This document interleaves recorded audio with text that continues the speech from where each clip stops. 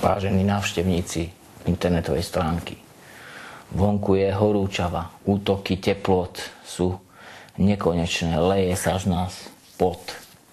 Dá sa vydržať iba vo vode, potade, alebo pod sprchou, alebo ja neviem, alebo v miestnosti. Je to strašne. Ale ani útoky proti mojej osobe neutichajú. Zrazu William Čubírka, zrazu sa ho to dotklo, čo ja to vystrájam a čo vlastne si myslím a toto. Ten William Čubírka, ktorý mi pred rokom vysvetľoval, že nemôžem tak sa nejako stavať proti Danglovi a vôbec proti, čo je to Chruňo Monster a tak ďalej, že musím to brať, že je to humor, že je to paródia a čo to je a tak ďalej. Ten William Čubírka, presne ten istý. Zrazu, a keď ja som vtedy použil slovo, že ochrana osobnosti a neviem čo, tak to nebolo platné. Teraz zrazu, keď sa to týka jeho, tak zrazu ideme sa všetci jednoducho, ja neviem, ide sa brániť a začne cupitkať pod sebou a posierať sa z toho a neviem čo. Vilko, som zďaleka o mnoho slušnejší a korektnejší voči tebe, ako ty si bol voči mne. Skúsi spomenúť na castingy Mojsejovcov, keď si na finalistov vykrikoval, že majú kričať na mňa, že mám vzťah z vypočítavosti. A mnoho iných výrokov. To bolo ako slušné? Alebo keď si tu pílil stromky na našom pozemku, to bolo akože to bolo super? Vypil si v svojej záhrade, rob si, rozbíjaj si tam poháre, zavolaj si niekoho, nejakého, ja neviem, či vôbec máš nejakých kamarátov a povedz im, nech ti rozbijajú poháre, taniere, všetko nech ti rozbijajú tak, jak si to robil ty. A ešte si sa tváril, že akože ty s tým nič nemáš, ty si iba zástupca televízie.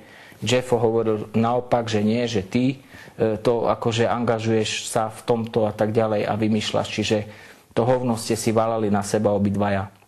A teraz, že ja po nejakom čase, že som sa trafil do toho, čo sa deje s tebou okolo tvojej osoby a okolo tvojej údajnej partnerky.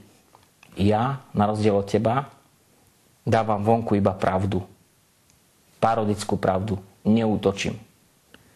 Pretože keby som chcel útočiť, tak to vyzerá ináč. Ale aj to sa môže stať.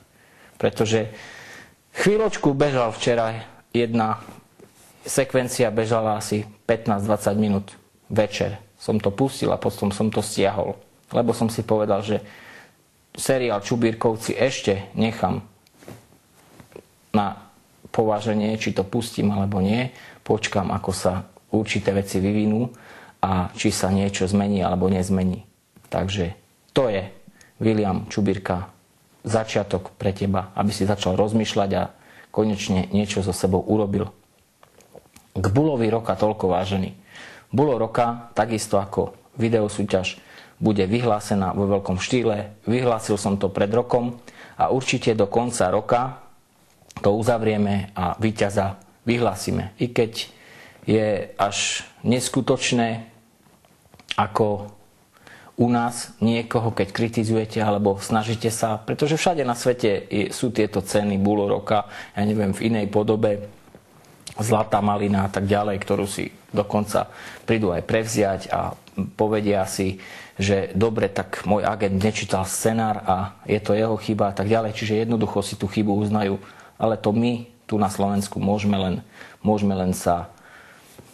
na to zabudnúť možno. To možno bude za 10, za 20 rokov. Keď potrebujeme slameného Slavíka, tak ním bude Mojsej, ktorý nemá žiadny priestor v rádiách, nikde ho nehrajú.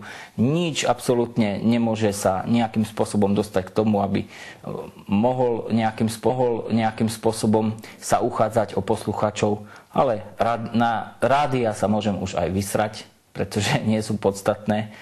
Krásne sa pesničky stiahujú z internetu. Dokonca sa mi dostal jeden krásny archív do ruky s mojou hudbou, s mojou tvorbou a tak ďalej. Čiže všetko funguje, koncertujem, nemám s tým problém. Len vás prosím, tie sprosté, nekorektné útoky, to bolo v komunizme. V komunizme zakazovať ľuďom, aby nebudeš ty písať o tom, lebo ja neviem. nebudeme my. Toto je všetko, tomu sa hovorí vydieranie. Hasta la vista. Voda nie je čistá. Je to na vás, Čubírkovci. Či začne reality show Čubírkovci, alebo nezačne. Pip, pip.